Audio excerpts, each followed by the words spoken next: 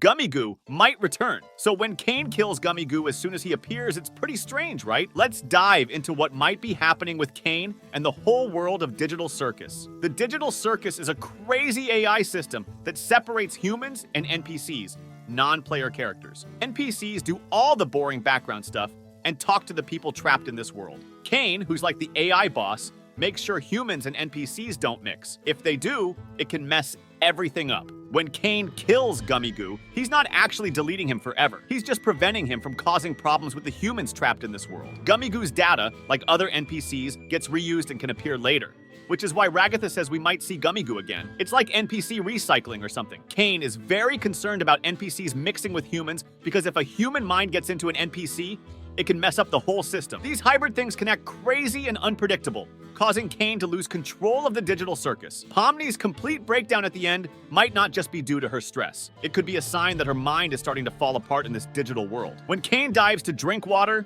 it might be his way of checking on her without her knowing to see if she's becoming a problem. Ragatha's words about NPCs being reused show that people in the Digital Circus kind of know how things work. They've probably come up with some ways to cope with life in this strange place. Essentially, the Digital Circus is a super controlled environment where keeping humans and NPCs separate is very important. Kane does what he does to prevent any dangerous confusion. Pomni and Ragatha's comments give us hints that there's much more going on than meets the eye, and it's all much more complex. I had thoughts about the series, and many things stood out to me. I realized the series might be an analogy for toxic relationships. Here are my thoughts. Pomni puts on the headset and can't take it off. Just like when you enter an abusive, toxic relationship, it can be almost impossible to break free. All characters are symbols of abusive traits. Kane would be gaslighting, Jax would be bullying, narcissism, belittling others. Gangle would be emotional manipulation, crying. Kinger would be psychosis. You need me, if you leave, I'll kill myself, you can't leave. Ragatha would be calm. See, it's not that bad, they're not terrible, they just lose themselves sometimes. Zubul would be the cold shoulder, ignoring the partner and not telling them what's wrong, causing a spiral. And Kaufma would be blind rage, violent physical abuse. If Kane is the main abuser, then other characters could be his other abusive traits, all keeping Pomni trapped. Gummigu. Abusive partners don't want their victim to have a support system or connections to the outside world. They often force their SO to cut ties with friends or family. When Pomni met Gummigu, Kane immediately terminated their relationship. Pomni finally had someone she could trust. And what does Kane do? Cut off her support system. Adventures. Ways to maintain the victim's complacency. Little gifts that say, hey, I'm not bad, I love you, you stay. Abstraction. If you leave me, you're nothing. You'll go crazy without me. You'll die alone. Circus and void. The circus is the home or environment the abuser uses to trap their SO in the relationship. The void is the outside world. Friends, family, normal life. Kane wants everyone to stay in the circus where he can manipulate them. And when Pomni strays, he quickly pulls her back.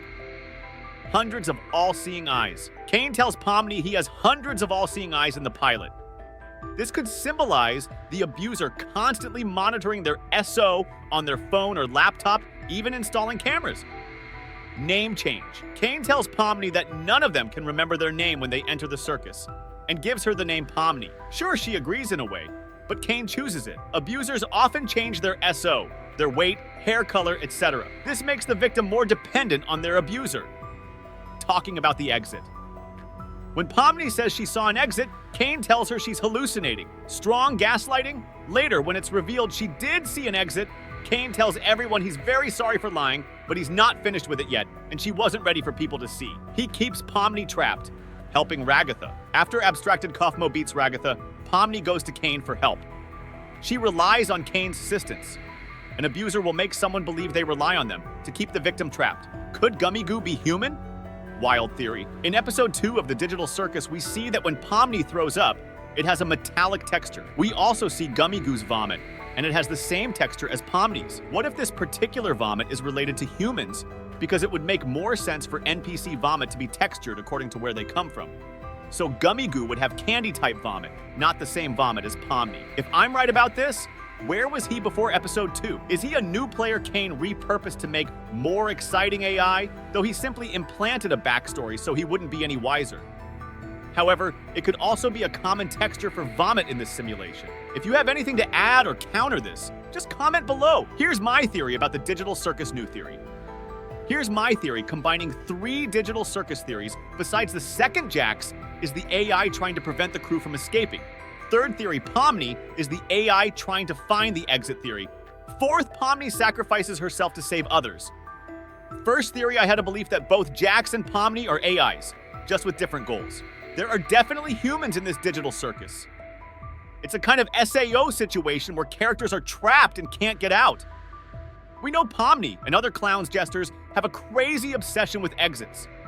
But considering Pomni has almost no differences from humans, if Pomni can escape, can't the rest of the crew do the same? I mean, Pomni is not meant to harm humanity. She saves humanity. As we said in the first theory, Pomni quite often has Jesus symbolism. So we conclude that Pomni will save others by sacrificing herself. But in this theory, each abstracted figure is Jesus. They sacrifice themselves to learn how to exit. Jax, on the other hand, is meant to prevent them from leaving. Don't know why, yet.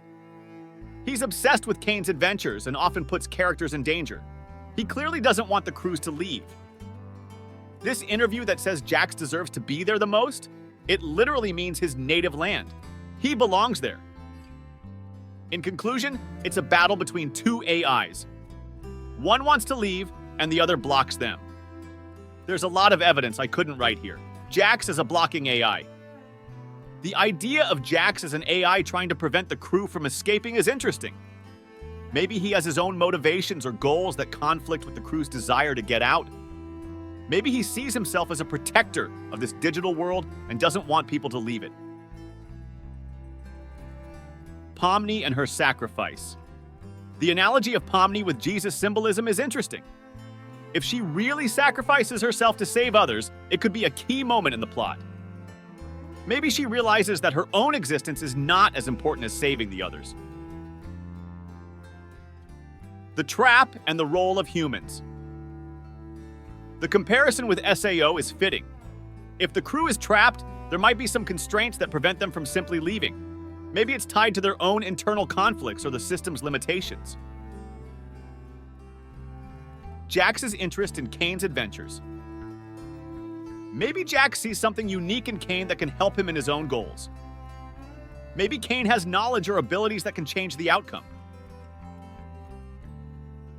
Battle of the AIs.